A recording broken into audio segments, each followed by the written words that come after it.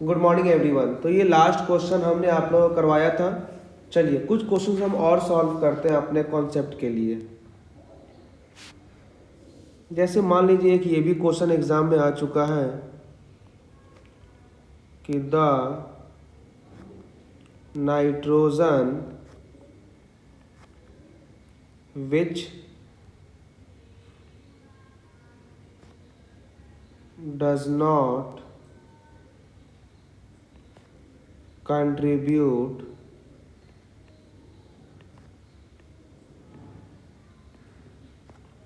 to the basicity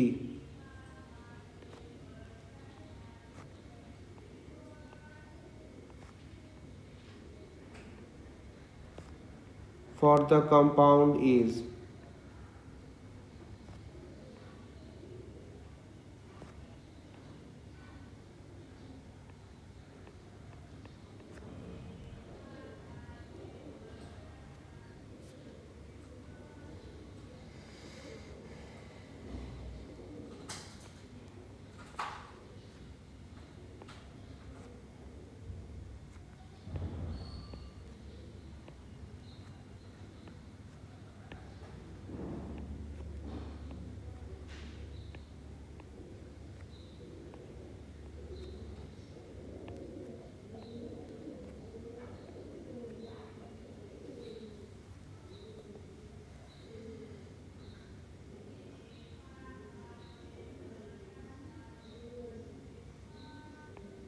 ये nitrogen 1 है, ये नाइट्रोजन 2 है, ये नाइट्रोजन 3 है, ये नाइट्रोजन 4, ये 5 नंबर है, ये 6 नंबर है, ये 7 नंबर है, ये 8 नंबर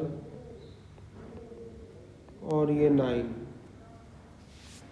क्वेश्चन क्या पूछा गया है कि the nitrogen which does not contribute to the basicity for the compound, कौन सा नाइट्रोजन कंट्रीब्यूट नहीं करेगा। ऑप्शन नंबर 1 दिया है नाइट्रोजन 7th, ऑप्शन नंबर 2 दिया है नाइट्रोजन 9th वाला, ऑप्शन नंबर 3 दिया है nitrogen the first position and option number 4 दिया गया है नाइट्रोजन 3rd पोजीशन। अब आपको ये देखना है कि कौन सा नाइट्रोजन इसमें बेस के लिए कंट्रीब्यूट नहीं करेगा। तो पहले आप ये बताइए what do you mean by basicity.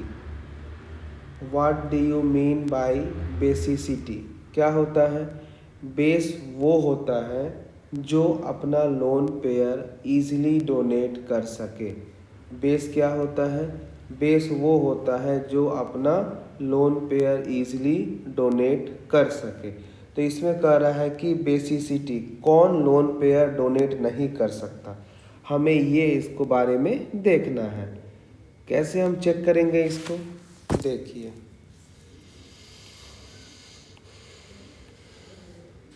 अगर इस नाइट्रोजन की हम बात करें तो ये वाला है sp2। अगर इस नाइट्रोजन की बात करें तो ये वाला sp2 डबल बॉन्ड के साथ है।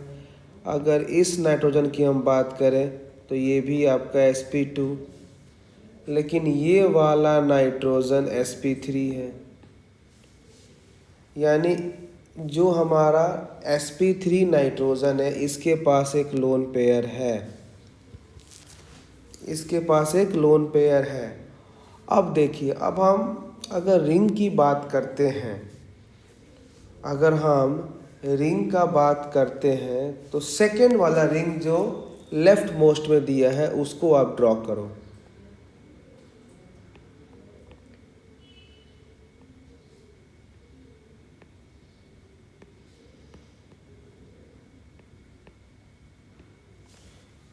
राइट मोस्ट वाला रिंग ये है। हम क्या देख रहे हैं कि ये सिस्टम जब तक अपना लोन पेयर डोनेट नहीं कर रहा है तब तक ये एरोमेटिक है, तब तक ये क्या है?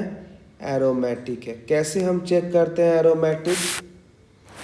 कि अगर लोन पेयर है तो उसे हम 2 पाई बॉन्ड काउंट करते हैं और एक पाई बॉन्ड में 2 इलेक्ट्रॉन, मतलब इसके पास पूरा मिलाकर 1 2 3 4 5 6 6 पाई इलेक्ट्रॉन्स हैं, यानी 4n+2 अगर हम पाई इलेक्ट्रॉन्स की बात करें, अगर n बराबर यहाँ 1 ले लें तो ये आ जाएगा हमारा 6 पाई इलेक्ट्रॉन। मतलब जब तक ये लोन पेयर डोनेट नहीं कर रहा है तब तक ये एरोमेटिक है, और कोई सिस्टम चाहता है कि हम एरोमेटिक मोस्ट स्टेबल फॉर्म में रहूं, तो ये वाला जो n का लोन पेयर है ये वो डोनेट नहीं कर सकता। क्यों?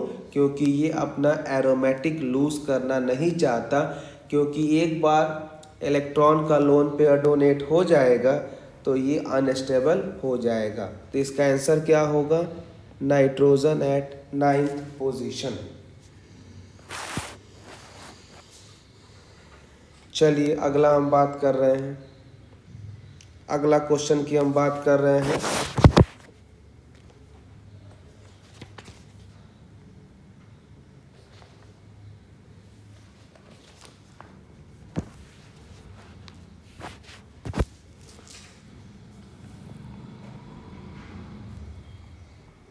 The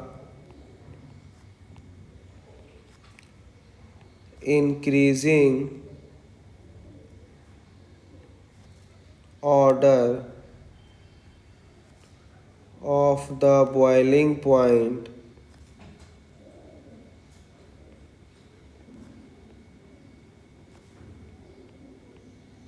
the increasing order of the boiling points for the compound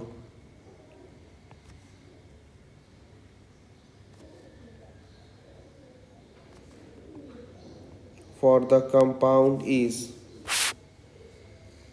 number 1 दिया गया है C2H5OH, नंबर 2 दिया गया है C2H5Cl, नंबर 3 आपको दिया गया है C2H5CH3, नंबर 4 दिया गया है C2H5OCH3। आपको इसमें ये बताना है कि किनका कितना ज़्यादा बॉइलिंग पॉइंट होगा, इनमें कितना ज़्यादा किसका बॉइलिंग पॉइंट होगा। ऑप्शंस क्या दिया गया है? ऑप्शन नंबर 1 दिया गया है 4 3 1 2, ऑप्शन नंबर 2 दिया गया है आपको 3 2 1 4, ऑप्शन नंबर 3 गया है 3 4 2 1, ऑप्शन नंबर 4 गया है 2 3 4 1।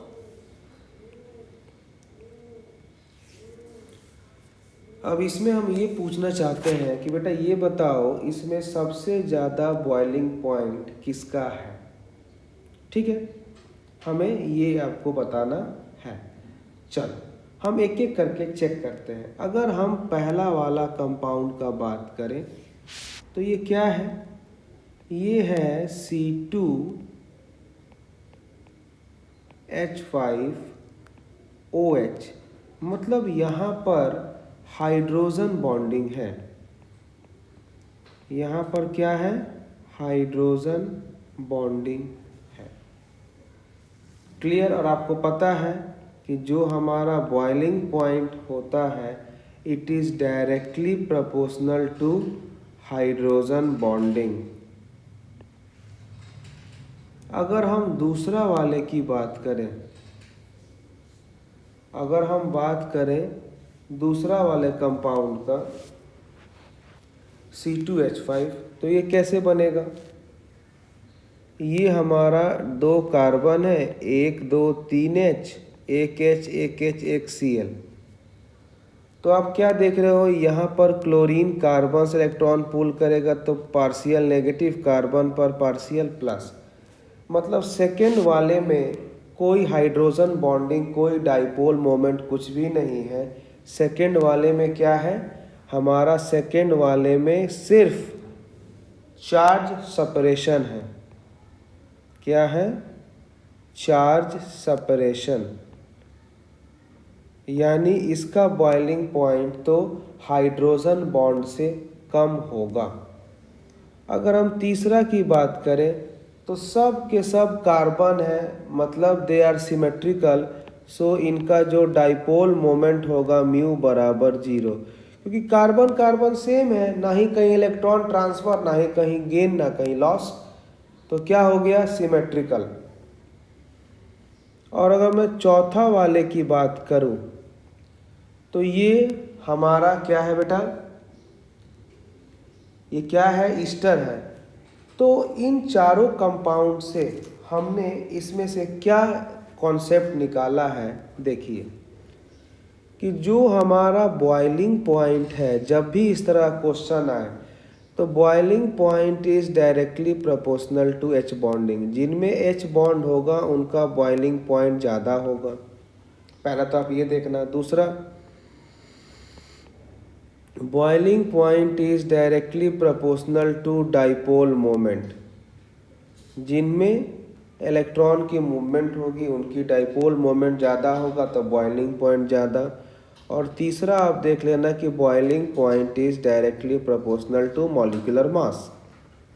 ये सब हम केमिकल बॉन्डिंग में पूरा किए। जिनका मास ज़्यादा होगा उनका बॉइलिंग पॉइंट ज़्यादा होगा। तो हम क्या देख रहे हैं कि हमारा कंपाउंड 1 में हाइड्रोजन बॉन्ड है, मतलब हाइड्रोजन बॉन्ड होने के कारण उसमें ज़्यादा बॉइलिंग पॉइंट होगा। यहाँ पर 2 दिखा रहा है, यहाँ 4 दिखा रहा है, तो हम तो एग्ज़ाम में 1 2 पहले ही काट दिए। उसके बाद हम क्या देखेंगे कि सेकेंड वाला में चार्ज सेपरेशन है, तो इसमें भी बॉइलिंग पॉइंट थोड़ा ज़्यादा होगा लेकिन एच बॉन्ड से कम होगा। तो यहाँ पर 2 है, यहाँ 4, ये भी कट गया। तो इस तरह से हम एग्ज़ाम में ऑप्शंस को सिलेक्ट करेंगे। ऑप्शन 3, ऑप्शन 4 में हम क्या देख रहे हैं कि ना कोई डाइपोल मोमेंट, ना ही कोई एच बॉन्डिंग, तो more is the molecular mass, more is the boiling point. तो ऑप्शन नंबर 4 पहले आएगा, 3 बाद में आएगा। तो आंसर क्या हो गया इसका? 3 4 2 1। चलो एक और क्वेश्चन बनाते हैं हम लोग। ये सारे क्वेश्चन एग्जाम में आ चुके हैं।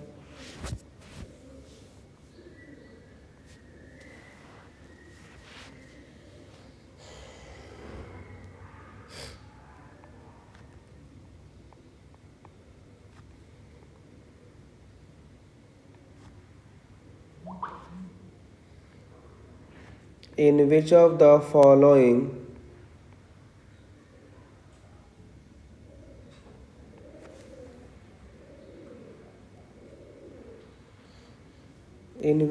the following pair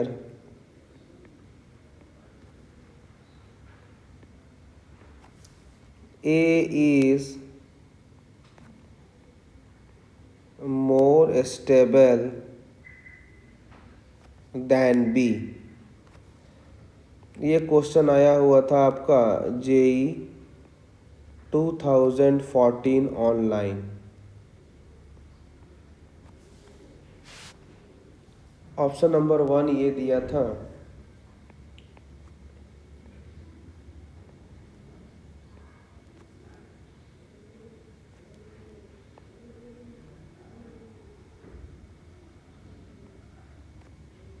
ये हमारा एक कॉलम है, ये हमारा बी कॉलम है। नंबर 2 की हम बात करें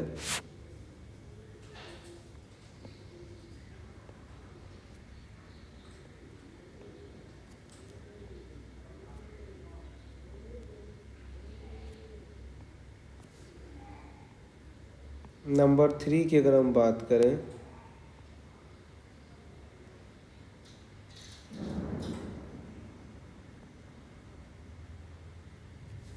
और नंबर 4 की हम बात करें,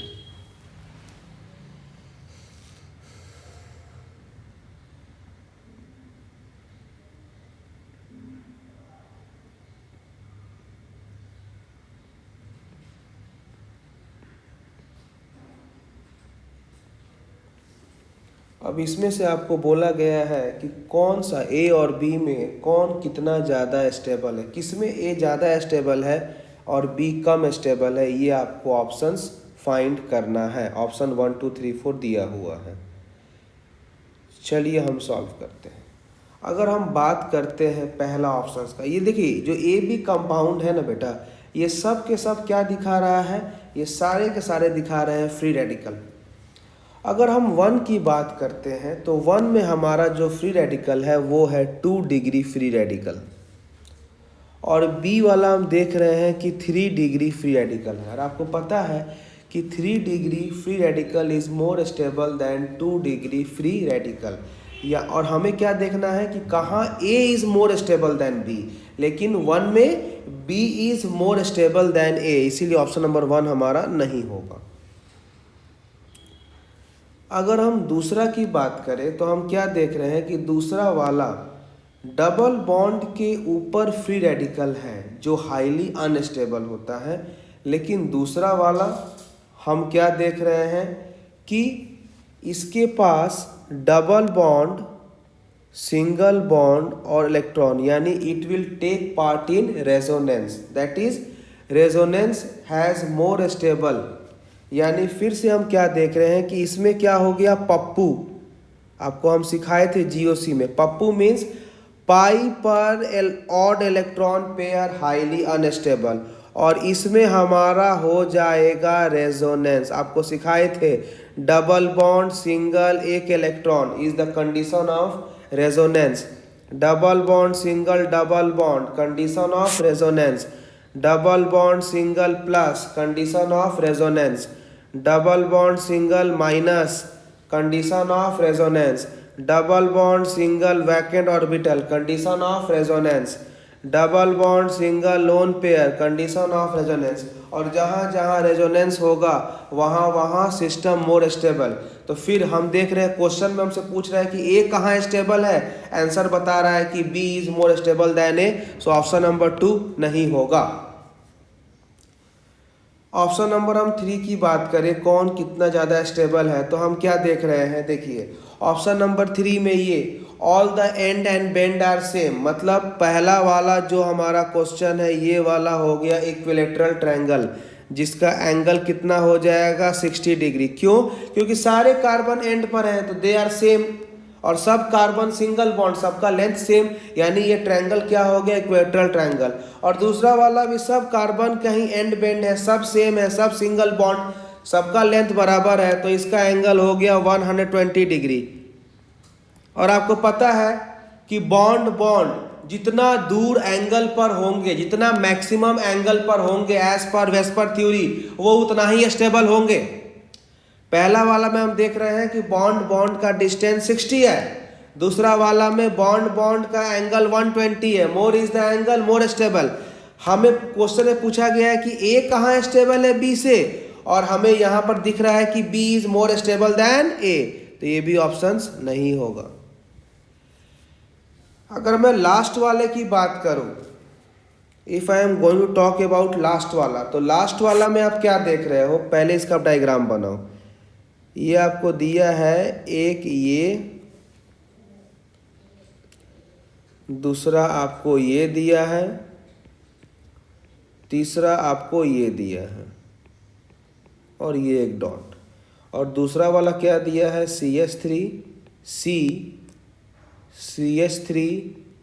CH3 डॉट। अब आपको पता है कि यहाँ पर क्या हो गया, dot single double, dot single double, dot single double, यानी यहाँ पर हमारा रेजोनेंस होगा। और यहाँ पर क्या होगा, इसमें हमारा हो जाएगा हाइपर कॉन्जुगेशन। और आपको मैंने ऑर्डर जीओसी में जब पढ़ाया था लिखवा दिया था कि रेजोनेंस का स्टेबिलिटी ज़्यादा होता है हाइपर कॉन्जुगेशन से, एंड हाइपर कॉन्जुगेशन का ज़्यादा होता है इंडक्टिव इफेक्ट से। यानी ए वाला में रेजोनेंस है, बी वाला